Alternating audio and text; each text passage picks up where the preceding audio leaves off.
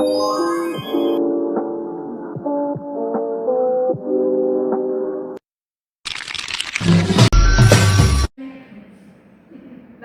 Assalamualaikum warahmatullahi wabarakatuh. Waalaikumsalam warahmatullahi wabarakatuh. Selamat pagi anak-anak semua. Pagi Bu. Gimana kabarnya hari ini? Sehat Bu. Oh, kurang sehat. Nah, sebelum kita memulai pembelajaran, alangkah baiknya kita berdoa terlebih dahulu. Nah, tolong Lailatul Ma'wa untuk memimpin doanya agar pembelajaran kita berjalan lancar dari awal sampai akhir hendaknya. Ini semua anak SD. Ya Rabbi tu billah. Anak SD. Langsung saja bismillah lah. Sebelum Bismillahirrahmanirrahim. Raditu billahi rabba wa bil islam madinah wa bil muhammadin nabiyya wa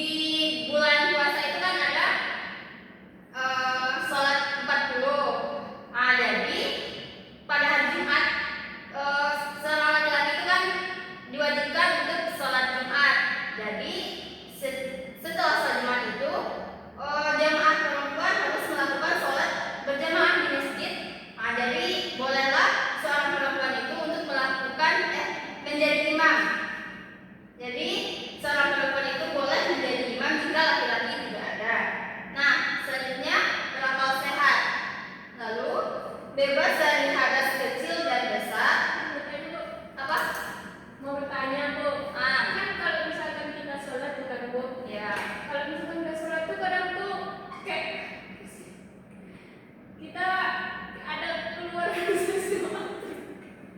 Keluar sesuatu. Maksud tanyanya? Apa sih ya? Kalau misalkan ini Bu, kan kita mau sholat tuh, ya. Tapi kita kentut. Ya kentut. Ya kalau kita kentut, ya harus sudah lagi. Tapi suaranya kayak kecil gitu Bu. Ya kan keluar dari kan. Dubur. Dan udah tidak suci lagi gitu. Kita harus berwudu lagi. Berarti harus duduk lagi. Iya. Nah, selanjutnya mampu membaca Al-Quran. Selanjutnya lancar dalam pelafalan huruf. Nah, tidak boleh menjadi makmum. Nah, jadi seorang imam ini tidak boleh menjadi makmum. Kok tidak boleh Bu? Kan dia imam. Nah, misalkan kalau ada gantinya untuk seorang imam itu boleh, seorang imam itu menjadi makmum.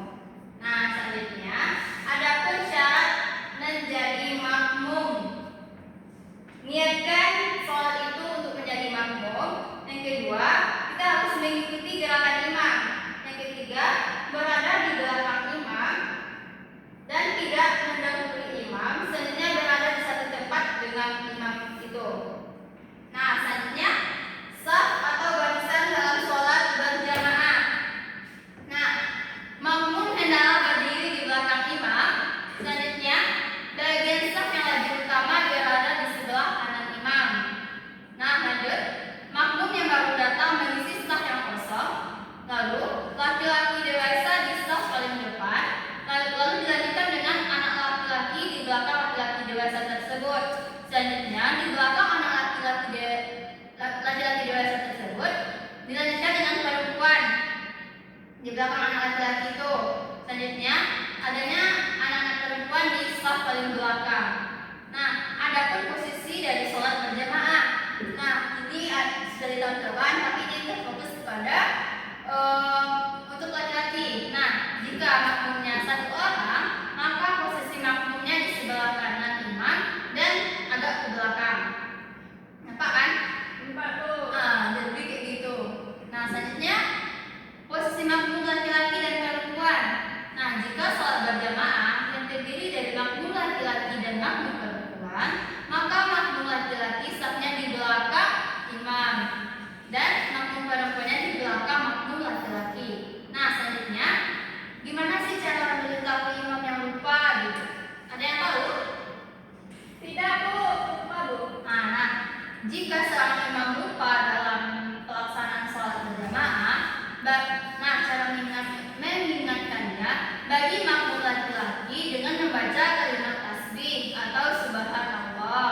Lalu bagi makmum perempuan dengan cara menepuk tangan kanan ke bagian atas tangan kiri. Coba Bu. Nah, misalkan begini. Misalkan kita posisikan di seorang laki-laki gitu kan. Misalkan seorang imam itu lagi salah atau lupa dalam membaca ayat pendek gitu kan. Lalu diingatkan oleh makmum laki-laki dengan membaca tasbih, membacakan subhanallah, tapi nggak keras-keras, pelan-pelan aja gitu. Nah, selanjutnya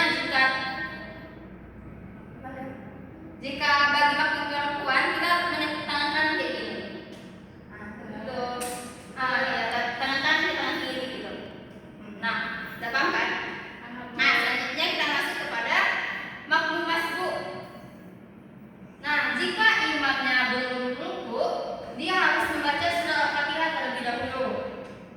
Nah, jika imamnya sedang duduk, ia segera mengikuti imam. Nah, jika imamnya telah bangun dari ruku, ia mengikuti gerakan ruku dan menambah satu rakaat lagi setelah imam mengucapkan salam. Nah, ini maksudnya. Nah, jika orang sudah memulai sholat berjamaah, lalu kita masih berwudu di WC gitu kan. Nah, orang udah ruku, jadi kita harus mengikuti gerakan imam tersebut kalau mau sholat berjamaah.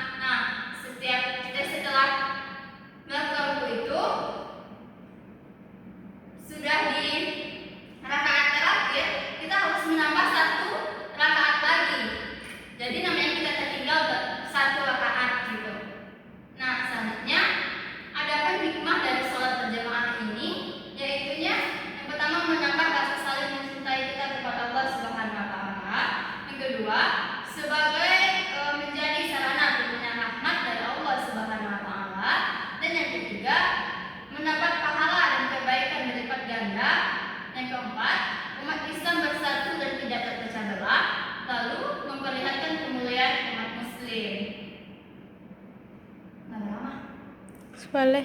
Sebaliknya. Mantap. Nah, adapun ada masalah apa sih? Coba saya dicek. Itu alam sel apa enggak? Nah, dari materi yang kita jelaskan tadi, ada yang dari materi yang telah dijelaskan tadi ada sebuah kasus tentang sholat berjamaah ini. Contohnya di lingkungan sekolah ada beberapa jumlah remaja yang tidak mengikuti sholat berjamaah. Biasanya dia sholat berjamaah di masjid. Sekarang tidak melakukan sholat berjamaah di masjid dan bebas cara jalan. Baca sih soalnya. Tidak ikut dong. Nah, ada beberapa kasus atau masalahnya yaitu di lingkungan sekolah jumlah remaja yang ikut sholat berjamaah menurun drastis. Nah, lalu bagaimana cara meningkatkan partisipasi remaja dalam sholat berjamaah tersebut? Nah, caranya ada beberapa faktor yang menyebabkan remaja ini enggan melaksanakan sholat berjamaah. Yang pertama, kurangnya pemahaman agama mereka. Nah, sebelumnya remaja tersebut harus memahami sepenuhnya bagaimana keutamaan sholat berjamaah ini, bagaimana manfaatnya, dan bagaimana pahala sholat berjamaah ini. Lalu yang kedua, ada juga pengaruh lingkungan. Mungkin teman sebayanya kurang memberikan contoh yang baik. Lalu lingkungan rumah atau sekolah yang menekankan pentingnya sholat berjamaah itu kurang. Lalu adanya pengaruh negatif dari media sosial, game online, atau kegiatan yang melalaikan waktu sholat. Nah, ada juga yang kesibukannya aktivitas, contohnya jadwal sekolah. Misalkan dia kayak banyak ikut ekstrakurikuler gitu, OSIS. Nah, kadang tidak mampu mengatur waktu dengan baik. Lalu adanya kurangnya dukungan dari orang tua dia sendiri. Orang tua tidak memberi teladan atau tidak membiasakan anak sholat berjamaah sejak kecil. Nah, orang tua